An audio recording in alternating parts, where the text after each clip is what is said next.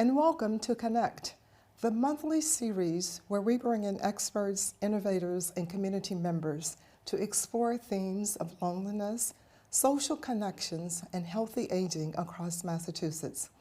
I'm your host, Sandra Harris, the State President for AARP Massachusetts and co-chair of the Task Force to End Loneliness and Build Community.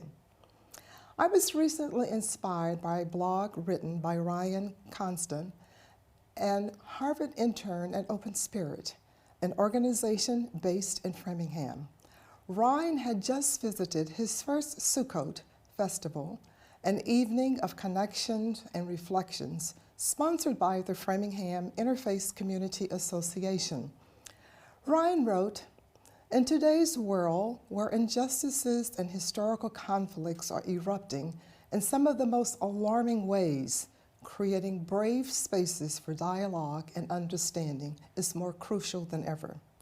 The Sukkot Festival event was a testament to the fact that it is possible to come together across varied lived experiences and backgrounds to create connections that transcend religious boundaries and bring people closer. The evening was a beautiful reminder that despite our differences, we all share a common desire for human connections. Research tells us that spirituality can benefit our mental health and well-being. It can lead to a path to meaningful connections in life.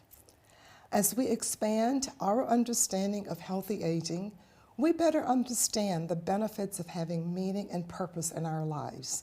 And for many of us, this includes the need to connect with something larger than life for inner peace. To help us make sense of spirituality and how it can be used to help combat loneliness and improve well-being is Reverend Dr. Deborah Clark. Reverend Debbie has been ordained in the United Church of Christ for 34 years and has been the pastor of Edwards Church in Framingham, Mass. For 27 years. She is one of the founders of Open Spirit, an organization dedicated to being a source of hope and healing in our divided world. Welcome, Reverend Debbie. We are so happy to have you join this important conversation. I'm honored to be part of it. Thank you. Why don't we get started about talking about Open Spirit. What is it, and what inspired you to get it started? So let me start with the mission statement. At Open Spirit, we come together with open hearts to celebrate and deepen understanding of our diverse spiritual and cultural traditions, to enable healing of body, mind, spirit, and earth, and to inspire courage to transform our lives and our communities. So it's about understanding and connection, healing, and also about courage and transformation. So that's a lot, and somebody recently described Open Spirit as a patchwork quilt of a variety of different programs, from wellness programs to interfaith conversation to things that connect us with the earth, that the patchwork quilt comes together to fulfill that mission. And it started 11 years ago. We really began thinking about it 12 years ago, and it emerged out of our church. Where we are so aware that there is this deep, deep yearning in our culture for connection, for healing, for things that bring us together, body, mind, and spirit, and bring people together across differences. And that as much as for many of us in our church, we find that in our church, we know that for many people, church or synagogue or mosque is not where they are going to find that. So we began to imagine, could we create a different kind of spiritual community? So we put together a little team and we began exploring and reaching out in the wider community. And now Open Spirit is a genuinely multi-faith community that offers a variety of programs. And it also, so it brings together people from many different spiritual traditions. It also brings together folks who some identify with a particular faith tradition and some who would understand themselves as spiritual, but not finding what they're looking for in a particular tradition, and saying that there's been this kind of divide in our culture, and that we can come together and talk about that as well. Oh, wow. Cool. What a beautiful analogy. As so many of us are searching for meaning and purpose in our lives, can you please explain spirituality and how it can help us in our quest for meaning, purpose, and connections? So I can give a little bit of a start to it. I think I don't know that I could ever grasp the wholeness of spirituality in one definition. But for me, you mentioned connection, and that's, for me, the starting point of spirituality. It's about awakening to our connection and also cultivating our connection.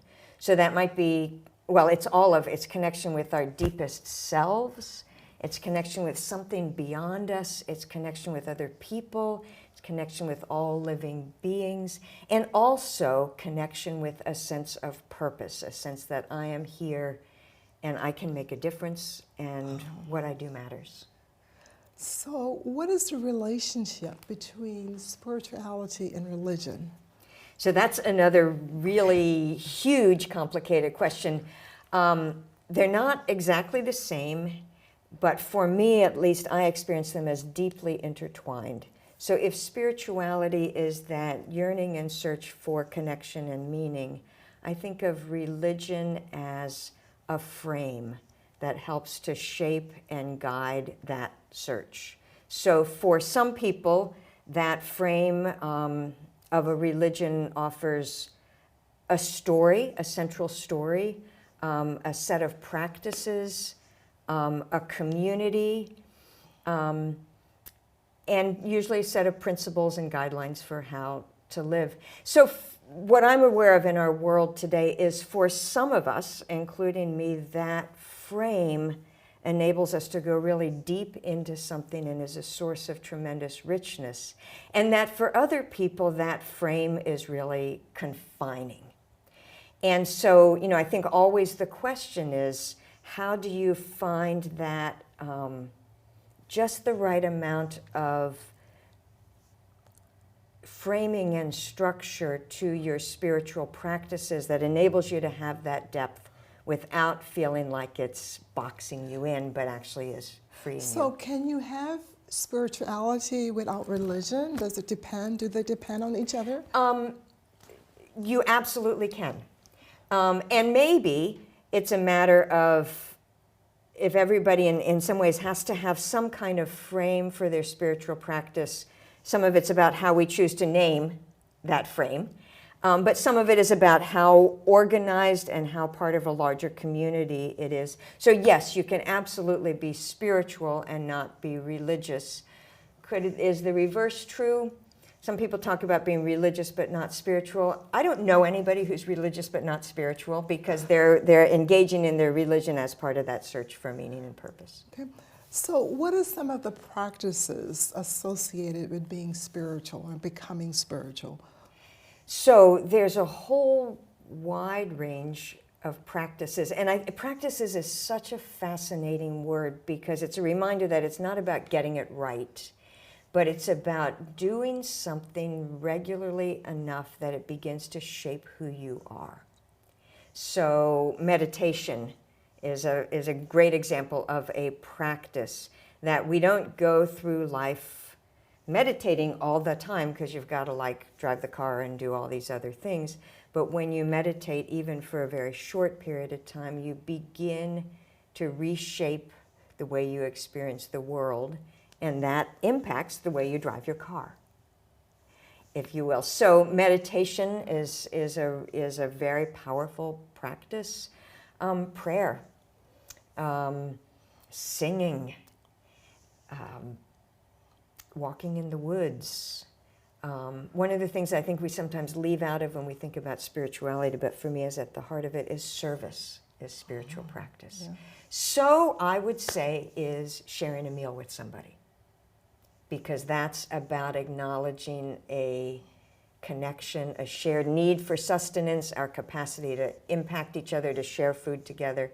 So some of them are solitary practices, some of them are communal practices, and some of them are solitary practices that are enriched when they're practiced in community, if that makes sense. So for someone who's listening in and being inspired by all that you're saying, how do they begin this journey? What's your recommendation? How does one get started on this journey? So I encourage you to sort of experiment a little bit and say, what happens when I take a walk in the woods? What happens when I sit still? Because different practices might be meaningful to different people. But the other thing I'd say is it's hard to start on your own. And so to say, is there a group, a community around me that I can come to and practice together? So I can say to somebody, I think that was an awful meditation, and they can say, no such thing as an awful meditation. Right. Because on your own, when you're just being silent, you can swirl into a deep hole, right? So it's about finding a meditation group. You can find them online, or going to your community center or your senior center or a spiritual center of any kind and experiencing it. The other thing I'd say is it's about practice. And so it's about saying, I think for the next 3 weeks, I'm going to try walking in the woods for half an hour every day. Because, the other thing about our culture is we expect results, right? And practice is about long-term. So to think of something that feels like it's meaningful to you. I keep going back to walking in the woods because that's one of the things I would go to and say, I'm just going to try it. I'm going to see if there's a group or a friend or somebody to do that with me. But I'm going to stick with it. You say it takes 21 days to establish a habit. So maybe 3 weeks is about the right time to sort of try it and see. But then the other thing is you don't want to say, I'm going to meditate for 2 hours for the next 21 days because you're not going to do it. But to say, what if I say, I'm going to take 10 minutes every day, and start with something that feels doable. I can't stay silent for 10 minutes, so don't start with meditation. Start with finding my favorite piece of music and listening for 10 minutes. Yeah. That can be a spiritual practice. But we're a society that's just ready for instant gratification, right? So how long do you think someone should stick with something, and how do they stay focused? Yeah. And if they find that it's not coming to them or they're not feeling what you're describing, then how do they stay focused? What do you recommend they do? So that's a great question, because if something is torturing you, it's probably not the right practice for you. But if something's a little bit uncomfortable, sometimes it's worth staying in the discomfort for a little bit. So I think first it's to say, I'm not gonna be looking for the results, but I'm gonna be paying attention to whether this feels right for me or not. And maybe say, start with something that feels like it's likely to be a positive experience for you.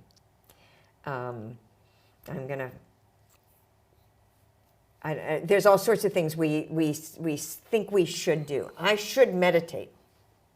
But so start with something so for some people, sketching is something that they love to do but never take time for. Or singing, or listening to music, or playing the piano, or walking in the woods. All of those things that we don't take time. So maybe a starting point is to say, if I had plenty of time, what would I like to be doing? And then to say, can I do that for 5 or 10 minutes a day for a couple of weeks? And see. So you want to set yourself up so that, because the worst thing is to say, well, I tried to be spiritual, but I couldn't, right? Because everybody's got a different way. So for some people, It's about finding that community that can support you in that. And for some people, it's about finding that thing that already brings them a little bit of joy. So you might start, if you're like, I don't even know how to begin. What if you start with a piece of paper and say, I'm not going to get up until I've written down 15 things that bring me joy. And I don't have 15 things, but once you get started, It's amazing. you do. Right. And then say, is there among those 15 something that I could practice for just a few minutes every day? That's a starting point. Another starting point is to find that community and experience something in that community that speaks to you. So many of the practices that you've just described can be classified as being solo kinds of things, things that one does alone. But if you are searching, or if you are socially isolated and really looking for connections, what is that bridge from developing your own individual spiritual journey and actually connecting with others? How does that work? Boy, that's a great question. And so I think the answer, well, there's a couple of answers. One is, if the place for you to start is with something individual, go ahead and start that. And then, as you begin to experience it, notice if there are other folks that you're reading about, hearing about, who are sharing that experience, or do a little research and find the group that likes to walk in the woods together on Saturdays. So you can start by developing something yourself and then say, how do I connect with other people who have a similar experience? That's one way in. Another way in is to say, I want to look for something like an open spirit, something like a faith community, something like a yoga studio that has very kind of gentle, that when you read their website, you get a sense that you can be who you are. And try it. Yeah. You know, I believe that loneliness is part of the human condition, because we are all connected and we are all different. So no matter how much time I spend with you, I don't fully know you. You don't fully know me. And that can lead to this sense of, I am alone. Nobody knows me.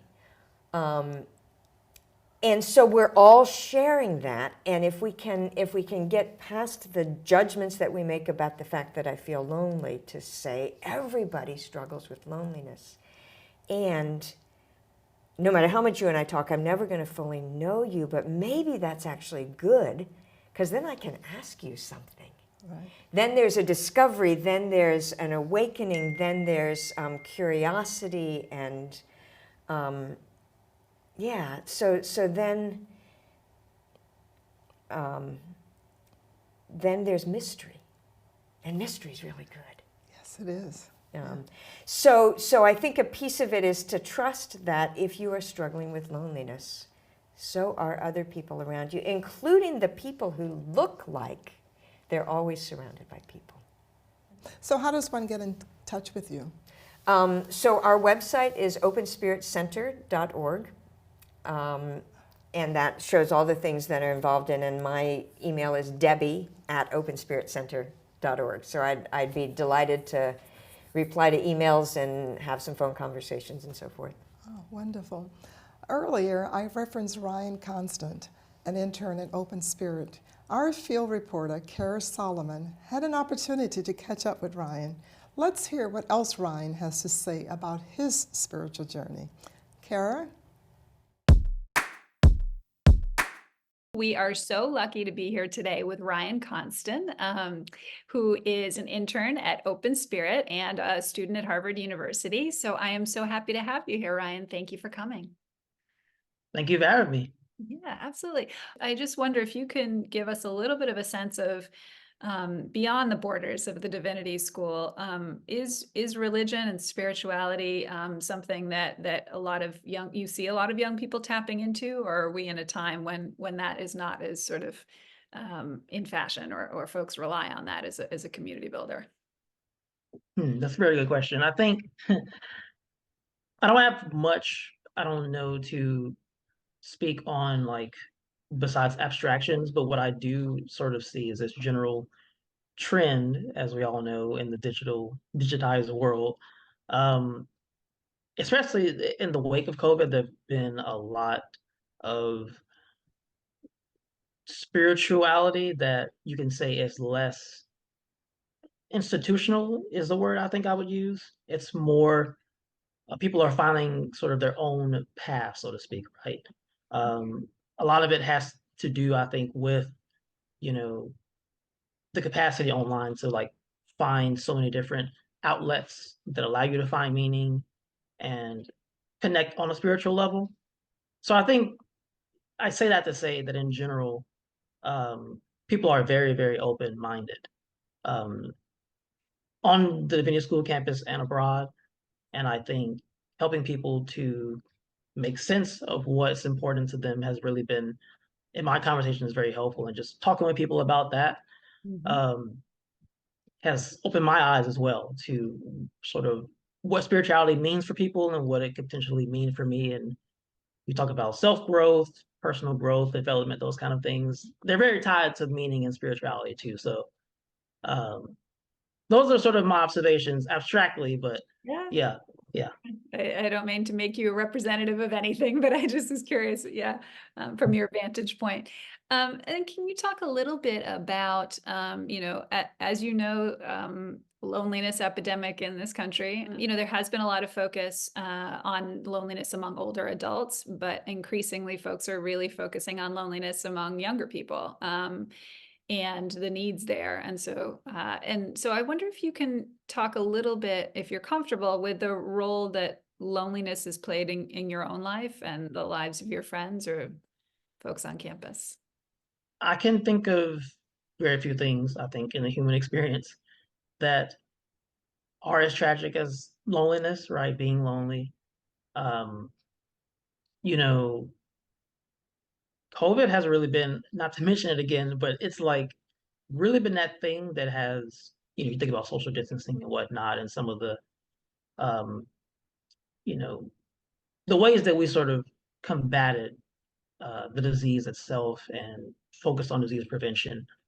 I think it has, in some ways, done a number on our community in terms of how we look at each other, how we trust one another. And so I believe that faith communities have a very intrinsic part to play in restoring the faith and not only healing, which is a huge topic to me, and healthcare, as it were, but also the faith and connection itself. Mm. And yeah, loneliness, it is pervasive. It is pervasive. And I would like nothing more, especially in my hopes to become a future physician, to address that, just as our Surgeon General talks about it. And we're really seeing a shift in the scholarly literature as well from, sort of this, you know, I don't know, reductionistic kind of sterile treatment of disease to also understanding, like, that there is a need for an integration of spirituality into health. So all those things kind of connect in my eyes. Yeah. Yeah. Oh, I can't wait until you become a physician. You're going to be fantastic. I don't think there's enough of that sort of holistic thinking about health. So There that we go. excites me. Yeah. I guess lastly, let me just ask you, for folks who maybe aren't plugged into a particular religious community, who have a sense of their own spirituality, but it's a less perhaps organized. What might you say to those folks as about I don't know, sort of reaching out into other communities to connect? I don't know. Have any advice for folks who are not as um, Yeah. plugged into a religious community, but how they can use faith to connect with others?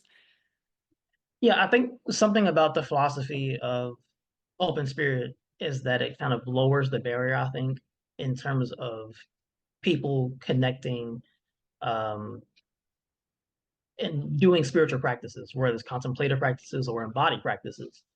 And so I think what you see in a lot of our event programming is people from everywhere, all walks of life, kind of having something to grasp onto. And so I say that to say I think that I would encourage people to, as I mentioned, continue to be open spirit. We have a kind of um, invitation for people to explore and see what you sort of come away with. You don't have to necessarily, like, there's no obligation, right, to completely change who you are at all. Like, we're just sort of shoring up a space of inspiration and also holistic healing, right, in that regard. Um, not to be overly exegetical, but even in the Genesis account, right, you think about, of all the things that the creator mentioned that, you know, are good, there's one thing that the creator mentioned that was not good, and that's for humanity to be alone.